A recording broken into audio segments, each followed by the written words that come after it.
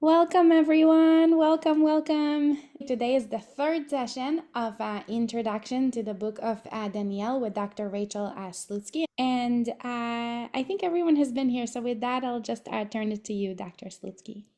Great. Thank you so much for that. I really appreciate it. It's great to see all of you. Thank you for coming to learn with me today. So we discussed in our first class the book of Daniel as a whole, and we had more of an overview, and we looked at the first parak of the Sefer. Last class, we looked at some of the stories from the first half of the book, because I mentioned that there's really kind of two distinct parts to the Sefer. The first half of the Sefer is really focused on these narratives, and they're kind of these narratives about how Daniel and his friends always seem to save the day. They defeat the Gentile king. He throws them into a fiery furnace, and they reemerge alive. The king gives him an impossible task and says, Daniel, interpret my dream without me even telling you the contents of the dream. And Daniel, has a vision from God. He's able to interpret it like this. The king wants them to bow down to a huge statue of the king. Daniel's not willing to do it. Ultimately, he remains righteous and remains alive. And he survives. And in all of these, there's this element, we could say, of divine intervention. Um, and this gets us into kind of a weird situation that I want to talk a little bit more about today. So in these books, there seems to be, we looked closely at the chapter in Daniel in which there's divine intervention saving his friends in this fiery furnace. You might recall we discussed that that's actually a chapter where Daniel isn't mentioned. It's actually his friends who refuse to bow down to this statue um, of the Babylonian king. And ultimately, they are rescued. There's kind of this fourth being who looks like a human in the fiery furnace, and they come out alive. And we mentioned last class, who is that person? Well, the easy explanation maybe could be Daniel. I don't know, but it's very ambiguous. And we know in some of these other ones that we also seem to possibly have divine intervention in ambiguous ways, like when Daniel wants to interpret the dream of the king, and he says that God showed him a vision. And I remember we pointed out that word vision, right? And we said, is that really, a prophecy? What does that mean? We don't know, but some kind of vision he has in which God tells him the contents of the dream, and he goes on to reveal the contents to the king and interpret them successfully. So today we're going to really dive in a little more to this question. Is Daniel a prophet or not? Is it possible there's prophecy or not prophecy anymore? And what are these visions that he's having in the second half of the Sefer that certainly have an extra prophetic element to them? They're quite wild. So I'm actually today going to share my screen, and we'll follow along on the source sheet all together. So let me just show you a little bit of what our plan is today. What I want to really do is read through Perek Zayin, chapter 7 with you. This is an amazing chapter from Daniel. Very strange, very, very strange and out there. And we're going to read through one of his visions. And by doing so, it's going to raise a whole host of questions for us.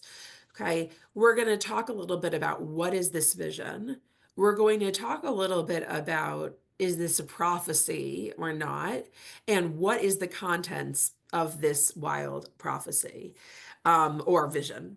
Again, I'll leave that a little bit open. And then we'll talk a little bit more about what this vision versus prophecy debate and the contents of this and compare it to some other texts in Tanakh and Second Temple literature.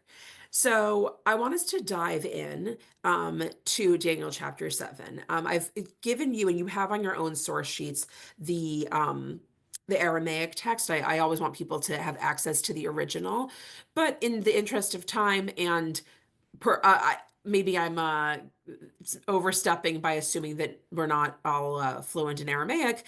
We will stick mostly to the English for this text. We'll look at some other texts later today in Hebrew, and then of course I'll read those in the original too. So in the first year of King Belshazzar of Babylon, we now have mention of a different Babylonian king. But this is still during that period of the Babylonian exile, post 586 BCE, before the Persians have come and invited the Judeans back to the land. Daniel saw in a dream, and we have in the Aramaic this same language, chelem chaza, the chezve. Daniel saw in a dream. This is what he saw. Daniel saw a dream and a vision of his mind in bed. Okay, so we have this language of a dream, a vision. Um, so again, I'm just planting that seed of we're not using the language of prophecy, and we'll talk a little bit about what are the consequences of that later on.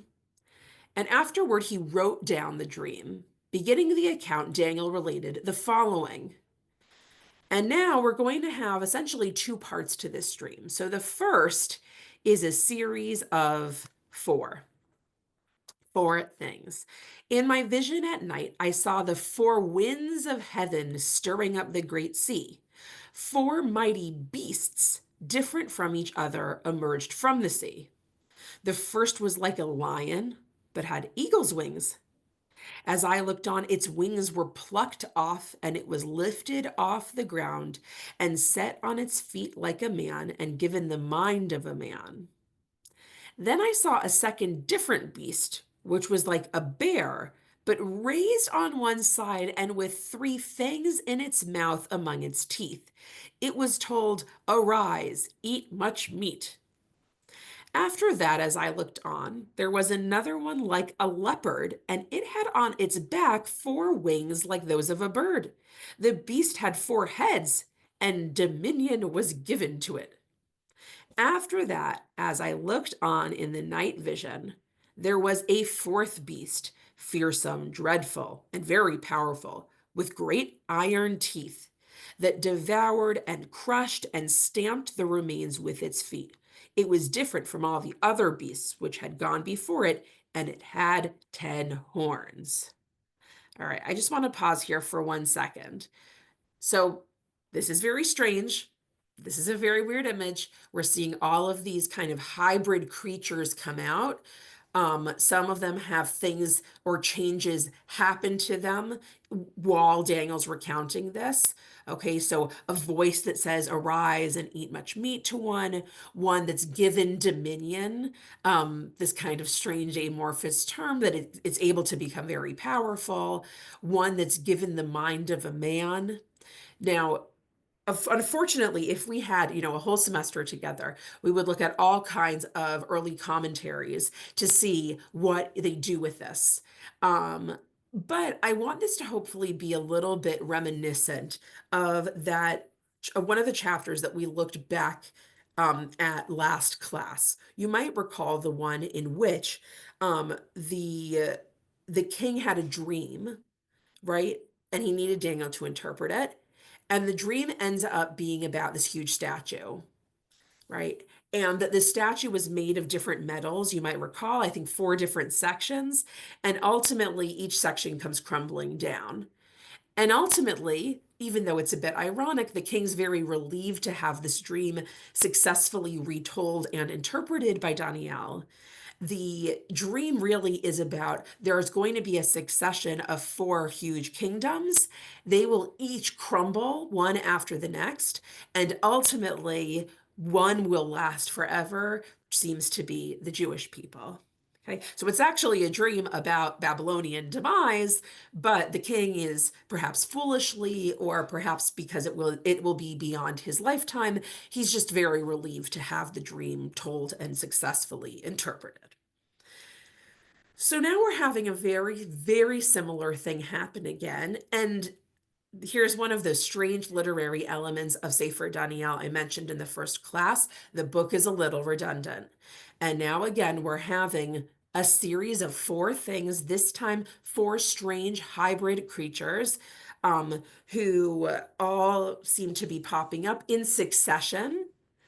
Okay, might stand for something similar. So I just want to remind ourselves of that connection that we've discussed the idea of four successive empires rising and being destroyed in an earlier vision that Daniel interpreted.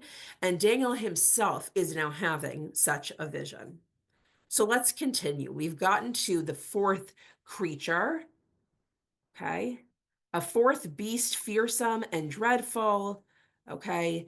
And it devoured and crushed and stamped the remains with its feet. It was different from all the other beasts which had gone before it, and it had 10 horns. While I, meaning Daniel, was gazing upon these horns, a little horn, a new little horn, excuse me, sprouted up among them. I'm right over here if you're following along. Three of the older horns were uprooted to make room for it. There were eyes in this horn like those of a man, and a mouth that spoke arrogantly. Very, very weird. Okay, so commentators will go crazy with this and try to figure out what is going on to try and interpret what is that referring to, because it seems like that is really symbolic imagery, symbolic language for something possibly contemporaneous with the author of Sefer Daniel. Let's put a pin in that. Very, very, very strange. And now, if it wasn't strange enough, we're going to have an image perhaps of God. We're not quite sure. Here we go. As I looked on, thrones were set in place, and the Ancient of Days, very interesting term, the Atik Yomaya, or Atik Yomin, okay, the Ancient of Days took his seat. His garment was like white snow, and the hair of his head was like lamb's wool. His throne was tongues of flame, its wheels were blazing fire. For those of you who are familiar with Masa HaMerkava, with this description of the divine throne in the beginning of Sefer Yechezkel, right, of Ezekiel, this sounds like this is the divine throne. And in the Ancient of Days, this guy with woolly hair, is that God? Question mark. A river of fire streamed forth before him. Thousands upon thousands served him. Myriads upon myriads attended him. The court sat, and the books were opened. Very interesting, this idea of a divine court and books being opened. Okay, we have other places in Tanakh where we do have this image, maybe not such a clear image of God, but an image of the divine books being opened. Right, this is language that we use perhaps on Yom Kippur, right? Gemar Chatima Tova, you should be sealed, right, in the book of life. This idea, which I think we often think of somewhat metaphorically as some kind of divine book or record in which God determines our fate. You might recall, though, back in Exodus, right, we have this idea when the people are down waiting for Moses to come down from Mount Sinai, and they're building the golden calf, right? And God says, I'm going to blot them out, right?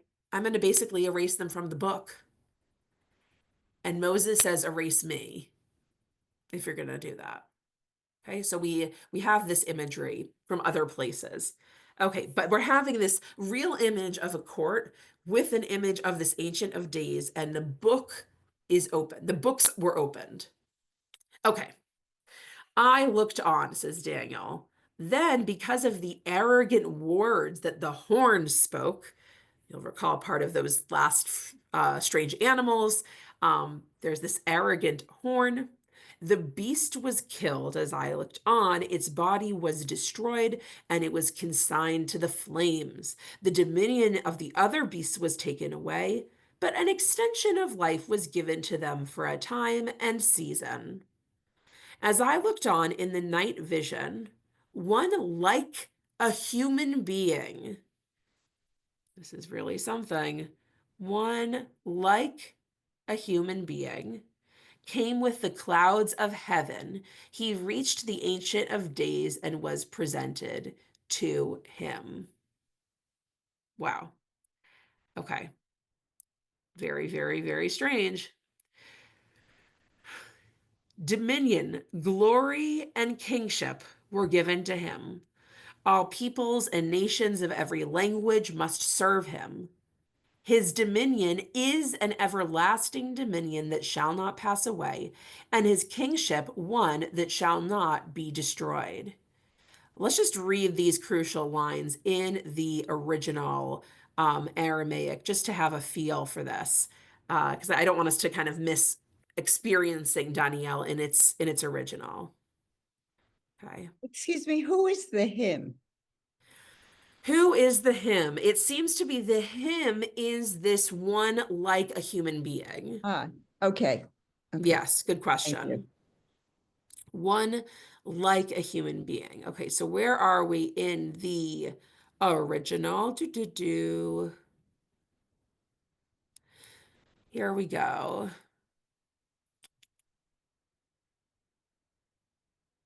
Hold on. Hmm. The carne. This is with the horns eating one another. How lovely. This is where it's not immediately lined up. I've just inserted each side, but I think it's worth reading this in the Aramaic. So give me 1 second. Boom, boom, boom, boom.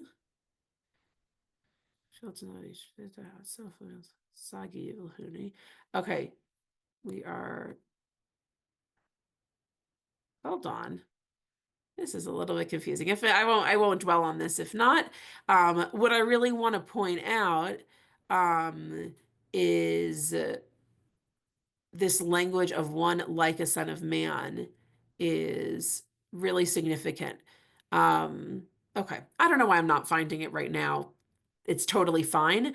The point is, we have this one, this Atik Yomin, the Ancient of Days, and the one Kibar Enash. That is the Aramaic locution here, like bar mitzvah, right? The son, okay? Bar Enash, like Ish. Enash is a man in Aramaic. One Kibar Enash, like a son of man. Sorry, I can't find it on the spot. Dr. Okay. Slutsky, oh, sorry. Yeah. There's also a question in the chat. What does it mean by the term dominion? Yeah, okay. That question is a great one and better than an answer that I have. It's such a strangely vague term. It's something like lots of power, possibly political power, right? So we saw with these beasts rising that one of them was given dominion.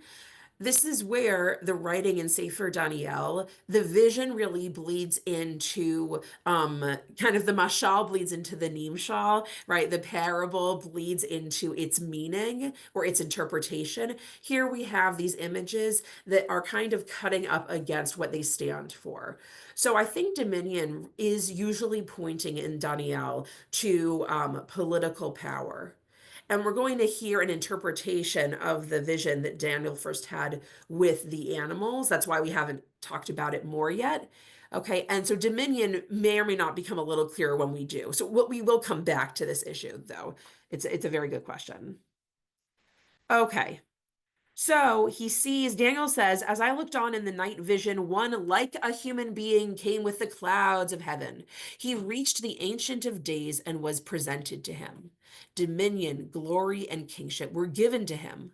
All peoples and nations of every language must serve him. His dominion is an everlasting dominion that shall not pass away, and his kingship one that shall not be destroyed. As for me, Daniel, my spirit was disturbed within me, and the vision of my mind alarmed me.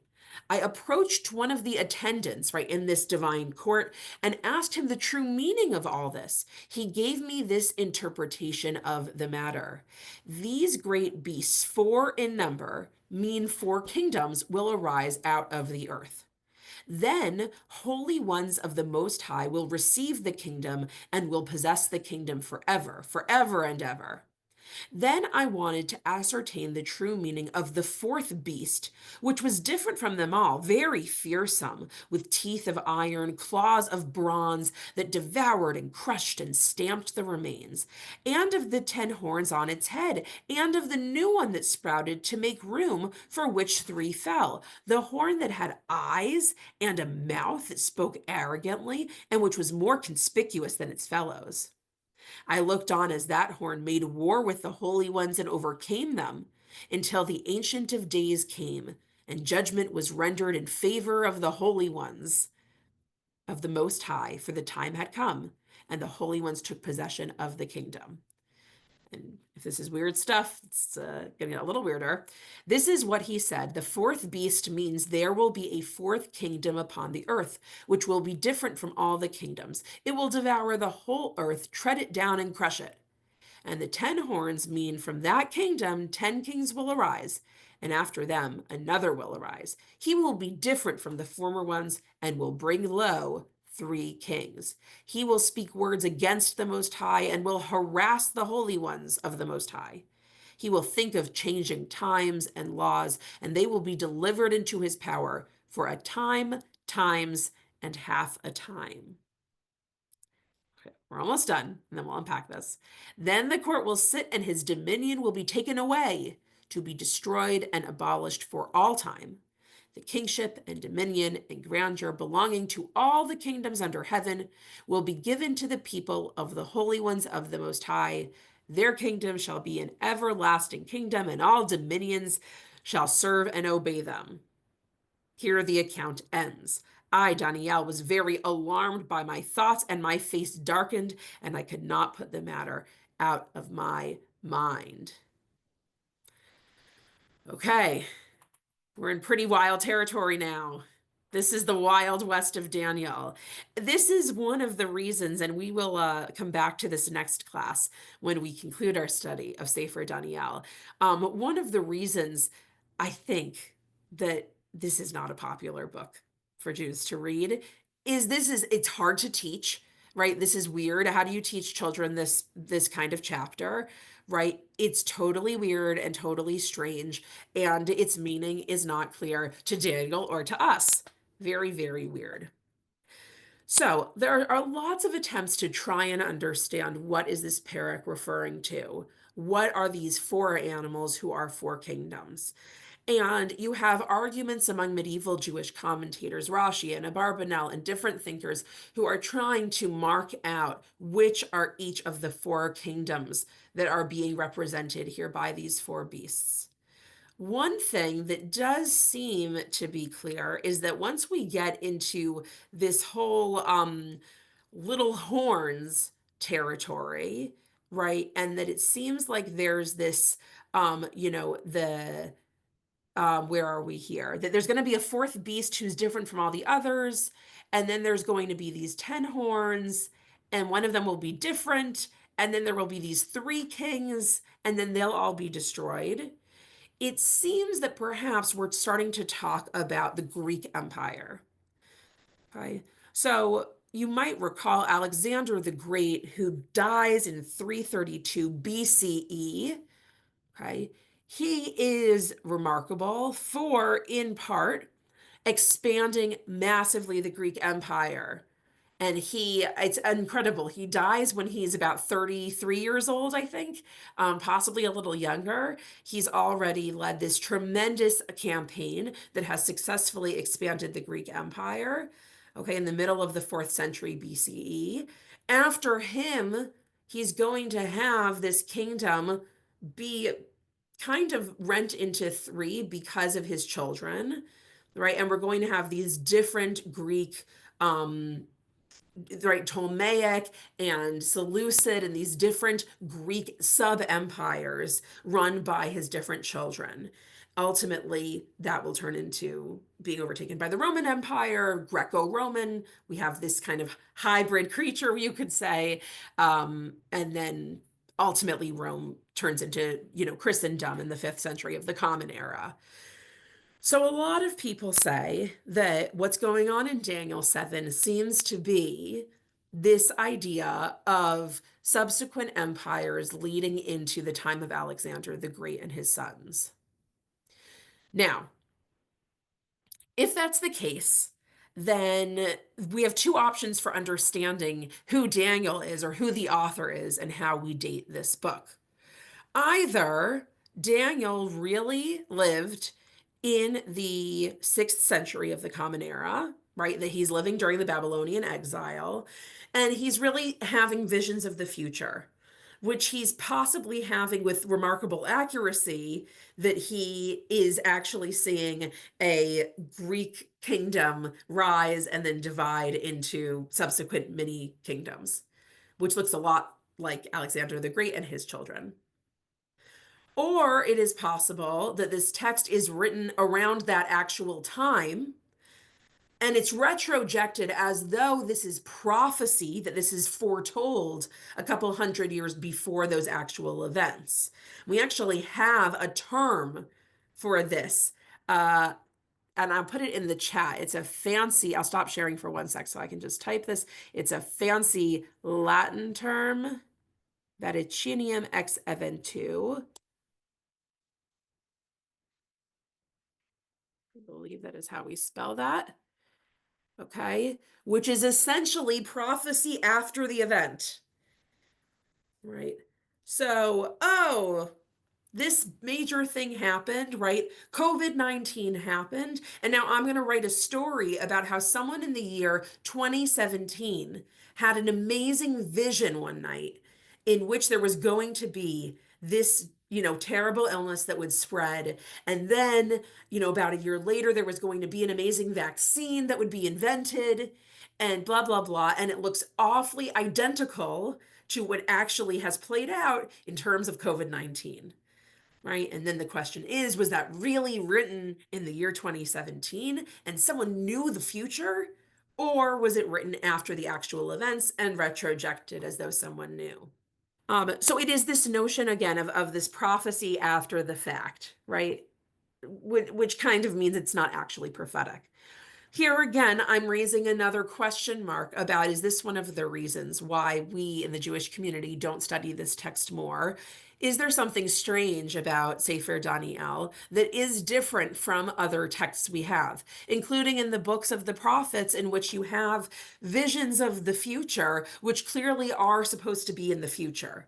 And of course, individuals can decide whether they are prophetic, whether they're God-given accurate predictions or not, right? But that is a separate issue, right, from this, in which we're really getting into territory where there's like a degree of accuracy that's unusual for something that's a future prediction. Okay, so again, planting the seed of something, another thing that is very strange in this book. Now, I want to share my screen again and go back to our source sheet. Here we go. And I just want to show you something that's similar. So, Beth, yeah, you have your hand up. Yeah, one thing I was wondering about, clearly, when we see prophecy occurring in Tanakh, it's so common for it to come as night visions or dreams. And yet at the same time, aren't our prophets having dreams like everybody else? And I'm just wondering if there's another way of looking at this dream of Daniel's that isn't so much predicting the future per se, but is some sort of manifestation of some sort of turmoil or things going on in his own life within his own psyche. Uh, Hmm. and, I don't know about the rest of you, but I've had some pretty wild dreams that defy logic and that don't make any sense. And they didn't predict anything. They just were, I guess, my unconscious mind trying to make sense of what was going on for me. And do we have any commentators who, I mean, obviously this is pre-Freud, pre-Jung, etc., but do we have any commentators who look at Daniel that way, that this Yeah. is something about him? I'm just wondering. Thank you. It's a really good question. Not that I'm familiar with. Traditional commentators that I have studied on this seem to take this at face value. Now, again, though, there is something here about not using the word nivuah, prophecy, And we'll talk a little bit about that shortly, but they still do seem to think that these are like really divinely given visions that accurately tell future events. I totally understand the appeal of your interpretation. A similar thing happens with modern scholars and Ezekiel. There have been people who say, this looks like an LSD kind of vision. This stuff is so out there. Is it possible that really, like, we're, kind of being overly gullible and these are people's kind of wild ideas?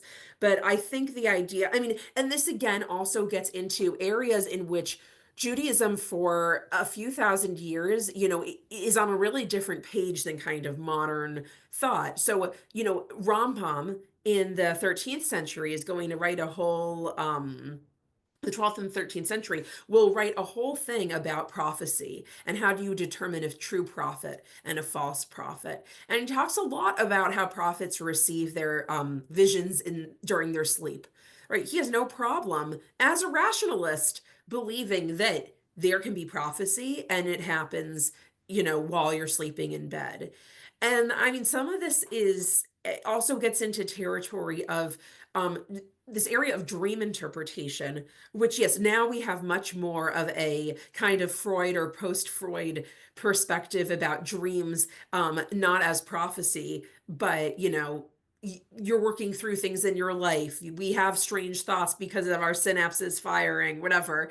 The more medieval Jews were into astrology and they were into dream interpretation, and these things that we would deem pseudoscience were seen as kind of valid ways to try and make sense of the world. So I think Sefer Daniel, whether it has the status of prophecy or not, is an interesting question. But it's really kind of only modern thinkers like ourselves that I think are starting to poke holes in the validity of these images. But again, how Sefer Daniel fell off the day school curriculum is a question I'm very interested in. And I do think some of it could be that it's rubbing up against this. It's too weird, right? And it's bringing up some of these real questions about the validity of seeing this as a divine vision. What I want to spend a minute on is this vision of one like a son of man, because this chapter, I think, has often been interpreted, and probably compellingly, and I'll just go back up for a minute, that the Ancient of Days seems to be this very anthropomorphic vision of God, and one like a son of man might be an image of a Messiah, of a messianic figure who's given dominion, glory, and kingship, and everyone comes and serves him, right? And it's this eternal kingdom that won't be destroyed. That perhaps this is the final kingdom, the kingdom of Israel, in which the king is restored to power. And this is an image. And not every ancient Jewish text that talks about some kind of Messiah talks about it in this term, but I want to show you a similar text that was not included in the Hebrew Bible, the book of Enoch or Hanoch, which has a similar vision. And I just want to say, and again, this raises the question of the dating of Sefer Daniel, is that you will have in the late Second Temple period, right, between about 520 and then its destruction in 70 CE, you do have lots of texts that are apocalyptic, right, and eschatological. These are fancy terms for texts that are concerned about the end times, what will happen in the end times. Okay. They're very interested in that, but they vary widely in terms of their image of what will happen in the end times and of who this kind of final figure or leader might be. So in the book of Enoch, we see the righteous one who shall appear before the eyes of the righteous, whose elect works hang upon the Lord of spirits. And light shall appear to the righteous and the elect who dwell on the earth. Okay, Daniel is not alone in being a book that is extremely esoteric in its visions.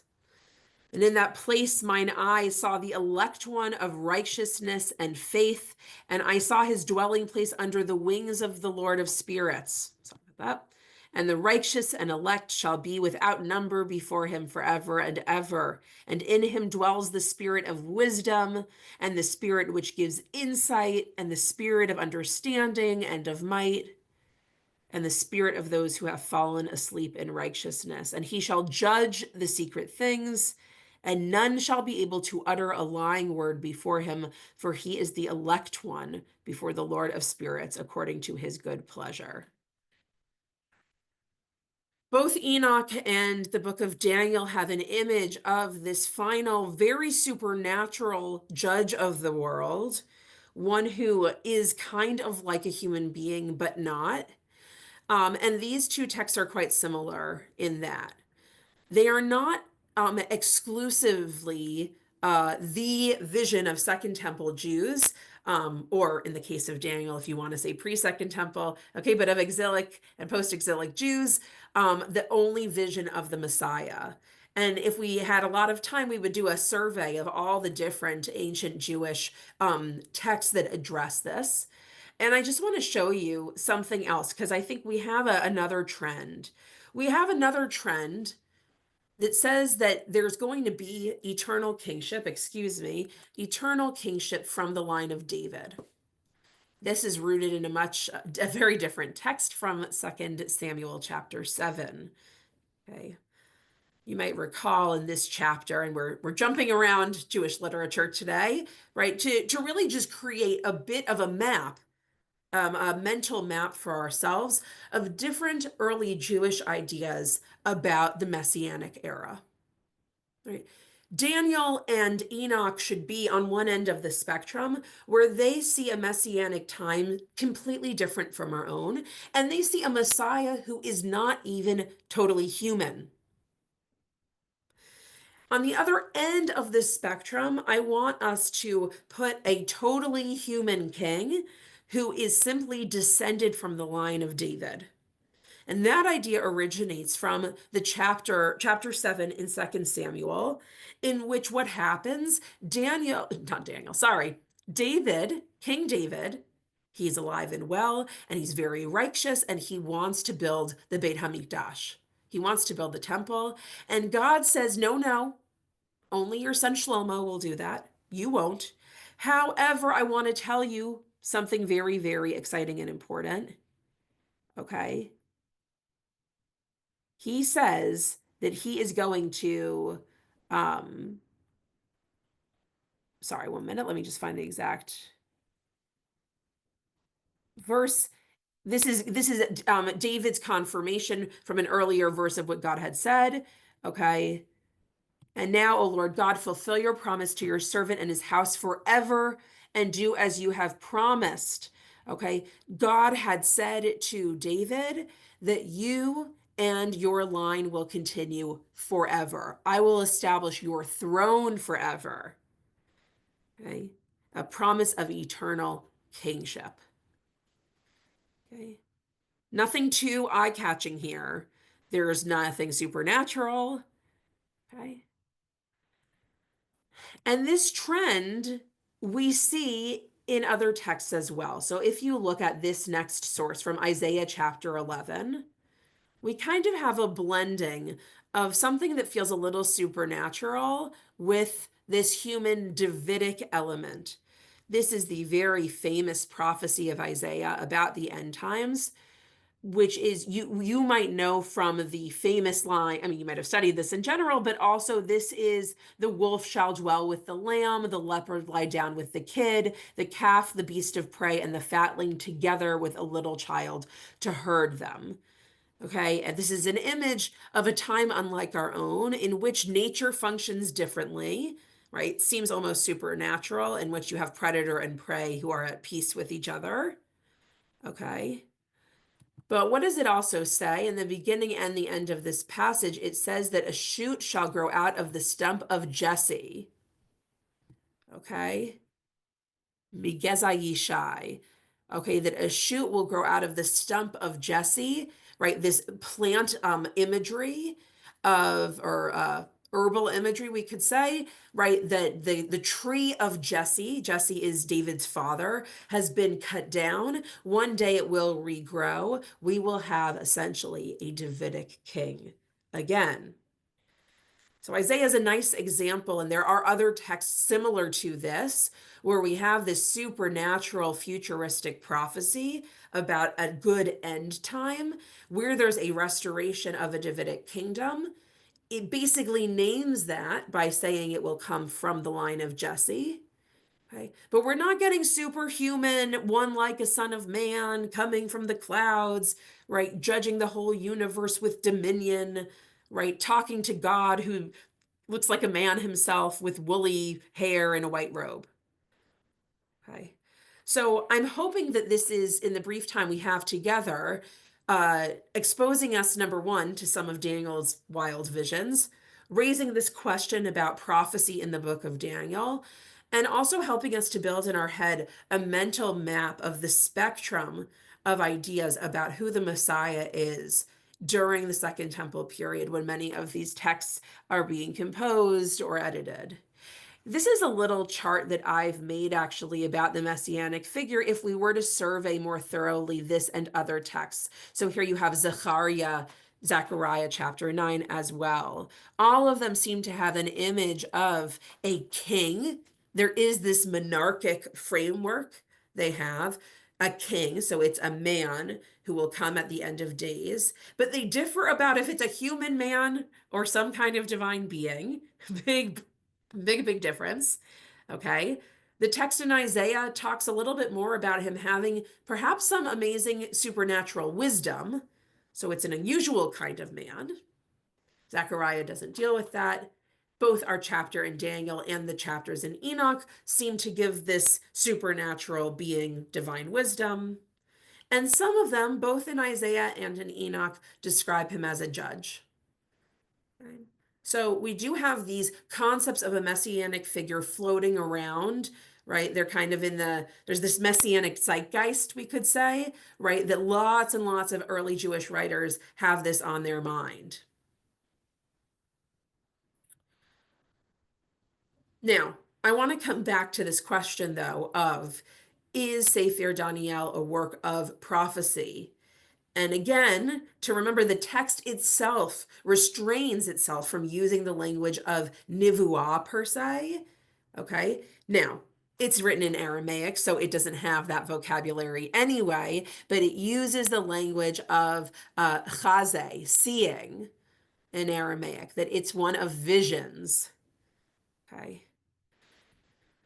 Now, this gets into a larger question, and these are the last sources we'll look at today in our short time together, about the Second Temple period. And really, I should say, even before that, the time of the Babylonian exile. Prior to the time of the Babylonian exile, the Tanakh tells us that there is prophecy. We have major prophets who, up until the 11th hour, are prophesying according to the way it's presented in Tanakh. So we have Yeshayahu and then Yirmiyahu and Yechezkel, who are, literally the exile is happening as Yirmiyahu is writing, right? And as Yechezkel is writing, and they are called Nevi'im. There's not any doubt about that according to the Tanakh's presentation of it. Of course, it's your choice to believe in Nivuah or not, whatever that means, but that is the way Tanakh presents it. Okay.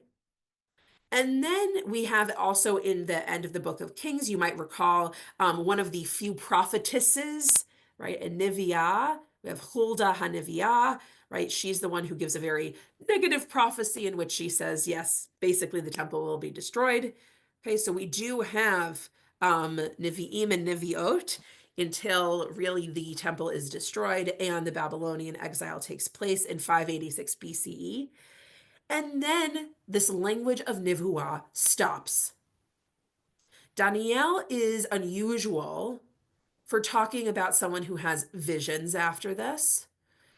But you'll notice lots of books really set after this time period, and we could include the book of Esther, and we could include Ezra and Nehemiah. all of those texts are not really talking about Nivuah anymore. They have different language. They have language that they're using that has been found in earlier books of Tanakh from the Torah. For example, the term drash, right? You might know that term like midrash, dorash, right? That it seems we could say that it's we'll try and construct what it means in English because it's actually a very, very weird word to try and translate.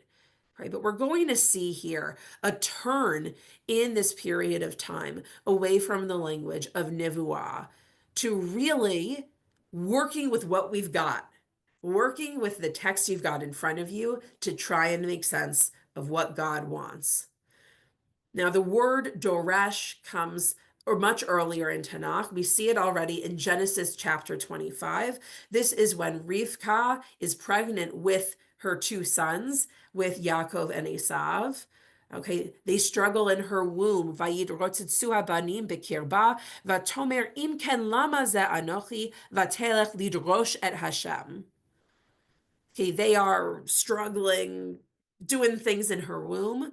We have this strange question she asks. It's very tricky to translate, but if so, why is this me? Or why do I exist? She seems to cry out to God, what the heck is going on? And she goes to inquire of the Lord. That's a JPS translation. Lidrosh et Hashem, to inquire. We have in a totally different context the term that comes up as well, okay? In which, in Exodus chapter 18, what happens? Moshe has an interesting conversation with his father-in-law, Yitro, right? In which Moshe's basically overworked and underpaid, and his father-in-law says, what the heck's going on here? Why are you so exhausted? You know, we're just traipsing in the desert for 40 years. This should be a breeze. And Moses says, it's because these people, right, basically use me as their judge for everything. Right. And you might recall after this, the Jethro basically proposes an alternative model of judging the people in which you have people beneath Moses to essentially help. You know, you have lower courts essentially to help. And then only if they appeal the matter does it go up to Moses. So he's not as overworked. But the language here in the Hebrew is the following.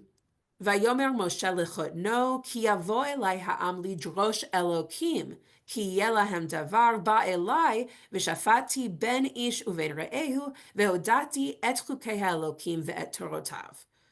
Right, Moshe said to his father-in-law, because the nation comes to me to lidrosh Elokim, to inquire of God. Okay, for if there shall be something, right, they come to me and I judge between a man and his fellow, okay, and I announce the laws of God and God's teachings. Okay.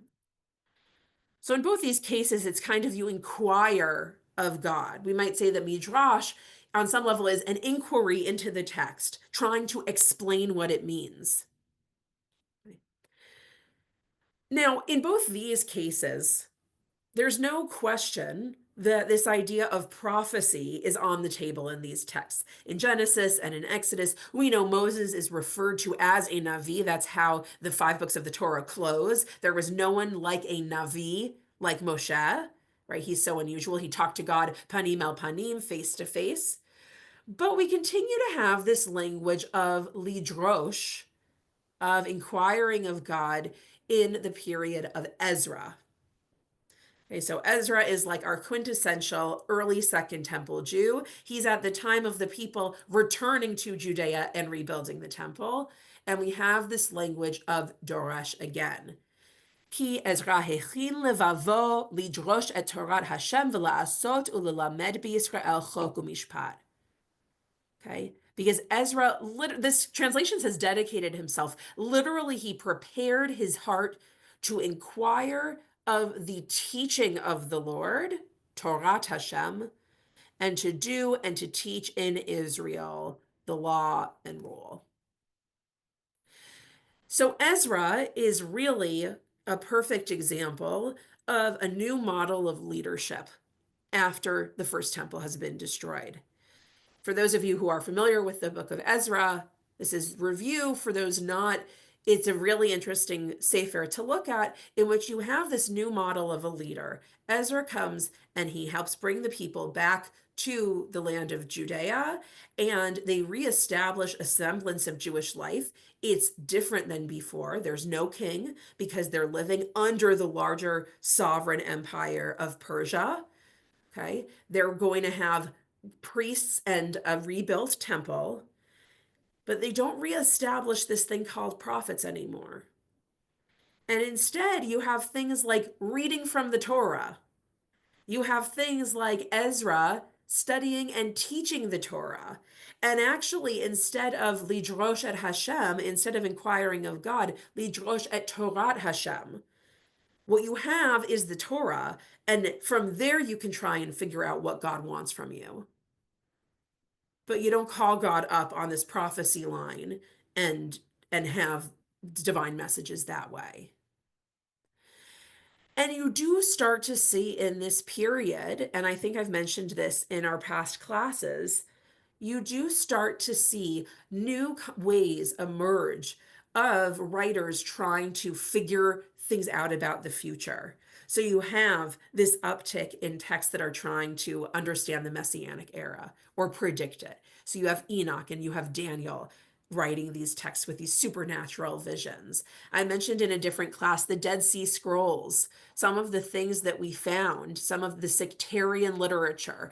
So some things that they're strange, they're not preserved in our Tanakh, but they are seemingly biblical interpretations by a group of Jews who definitely thought the end was nigh, right? One of the most famous examples, I'll put it in the chat, I might have mentioned this our first class, is Pesher Habakkuk, which is an interpretation of this small minor prophet Habakkuk, in which, oh yes, it's a good question about Enoch. The reason I didn't even bring a translation is I actually don't, a lot of these texts we debate about what the original language was. And I think that it might only be fully preserved in the Greek.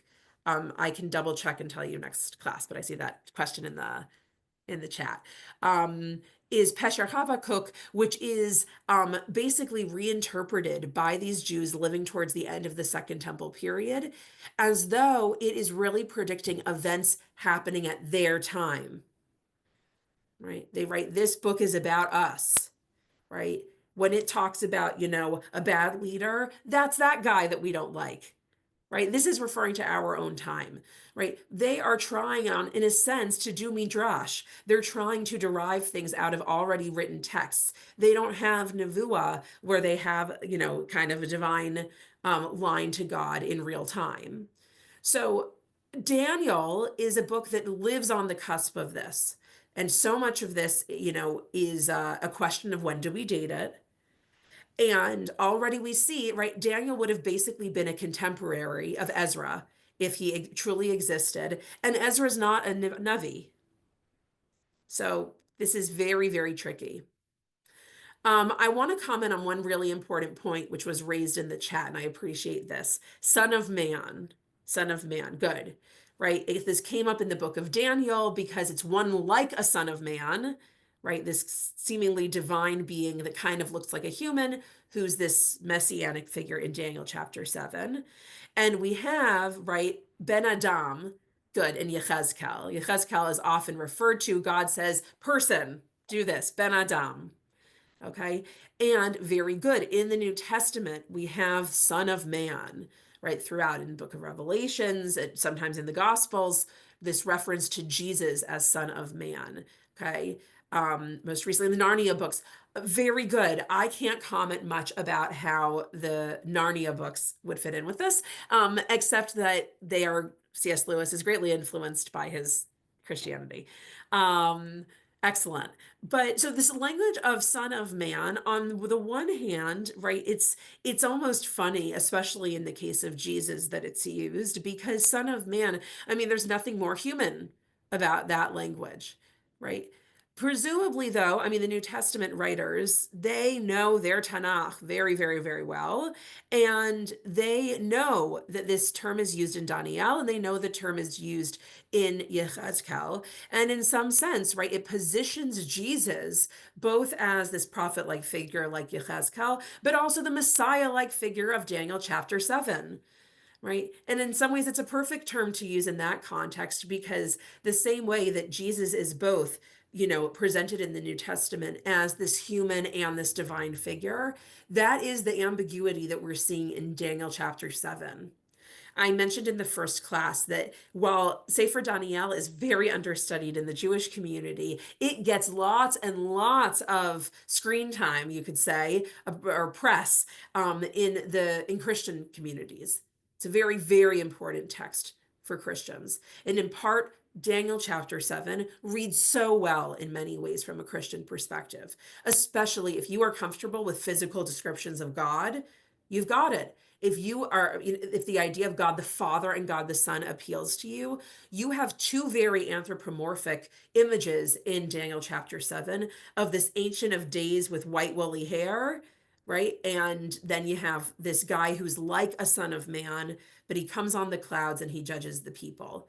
So Sefer Daniel really, really is very helpful and evocative for the early Christian imagination, and remains popular in a lot of those circles, and presents, I think, Jews who are perhaps more whatever you want to say, more scientifically minded, more post-Freud, more into a non-anthropomorphic vision of God, more skeptical about messianism, with prophecy, with a whole host of conundrums. With that, we will stop our class for today. And next class, we will finish our study of the book of Daniel. We'll discuss two additions to the book that appear in the Greek Septuagint, but not our Bibles, and the legacy of Sefer Daniel today. Thank you, everyone. Thank you so much, Dr. Slutsky, and thank you to everyone who participated as part of our community here in Drisha. As you know, you can find classes and register on drisha.org/classes. We will see each other for this class next week. Lehitraot. Thank you so much.